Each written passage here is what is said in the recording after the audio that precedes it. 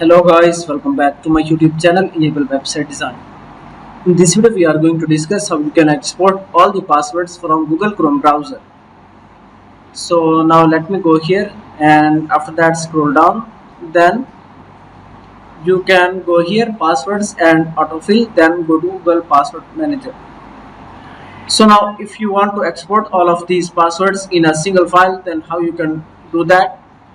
Simply click on the settings button, then scroll down and here you can see export passwords. So now click on this button and download the file. So let me select a folder where I want to save this file.